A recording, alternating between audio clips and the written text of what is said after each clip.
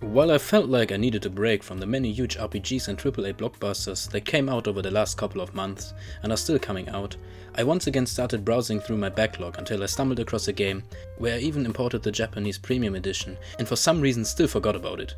If you read the title or just clicked on the video because of the thumbnail, you probably already know that I'm talking about Lollipop Chainsaw, a hack and slash adventure developed by Grasshopper Manufacture and directed by Suda51, a man who is well known for directing games that are the definition of crazy Japanese, like Killer is Dead, Killer 7 and No More Heroes. You play as Juliet Starling, a high school student and a cheerleader at San Romero High School, who, at her birthday, finds herself in the middle of a zombie apocalypse. But luckily, Juliet is part of a family of zombie hunters consisting of her father and her two sisters. The plot of the game, as you might have guessed already, is not that deep.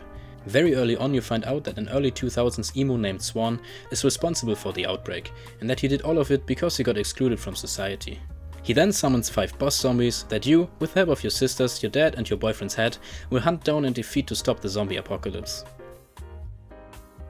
The gameplay itself is mainly hack and slash combat, where you perform combos with the help of Juliet's pom-poms and her trusty chainsaw. But the combat has much more depth than just mashing 1 or 2 buttons, because even the basic zombies can easily interrupt your combos. So you will always have to find the ideal mix of dashing, stunning and especially in later game stages, managing the masses. And the game gives you many options to do so the more you advance, like a dropkick, special moves you perform with the help of Juliet's boyfriend's head, or a secondary mode for the chainsaw that turns into a grenade launcher, just to name a few. Then there are also the completely random minigames that often look like a nice and welcome change of pace, like the basketball minigame where you have to cut off zombies' heads to score points in a limited amount of time, and the boss fights at the end of every stage that all have a unique twist and theme to them.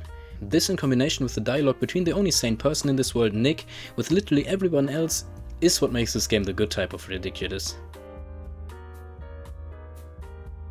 So to sum everything up, when you first see Lollipop Chainsaw or its cover art, you might think that its only selling point is the plot, but that would do this game no justice. And yes, you have all of these over-the-top characters and situations, but when you combine that with a good gameplay and story, you get something like the Yakuza series.